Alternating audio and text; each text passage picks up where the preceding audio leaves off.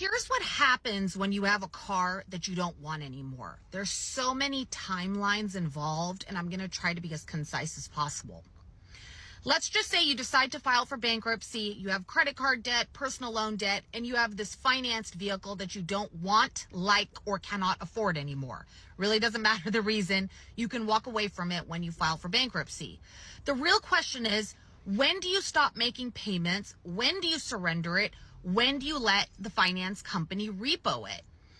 It all depends on if you have a backup car and if you can kind of string them along up until they eventually accept the surrender or repossess it. When you file for bankruptcy, it will show zero balance on your credit report. And let's just say you stop making the payments. When you file the bankruptcy, you're protected in this bankruptcy bubble, which means nobody can come take anything from you and nobody can demand payment. So you could be driving around your car without making a payment and you can surrender it whenever you like, and there's no consequence to it because it will be discharged along with everything else. But let's just say you really need this car, but you can't afford the payment anymore.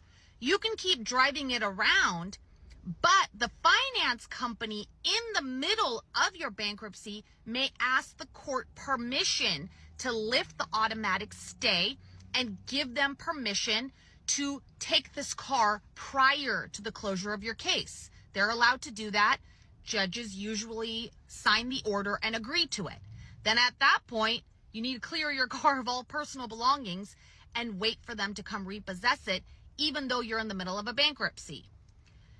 80% of the time, I would say, finance companies don't even take that step, and they eventually come repossess it or ask for surrender after your bankruptcy case is closed, which means that also kind of helps you, but you need to be prepared at that point to go finance a new car or borrow a car or something. Nobody in California walks around with no car. Any of you people out there who say take the bus, that's really not how it works in California.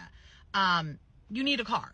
So whether it's a junky car, a new car, whatever it is, you can buy one outright or you can finance it after your bankruptcy is completed.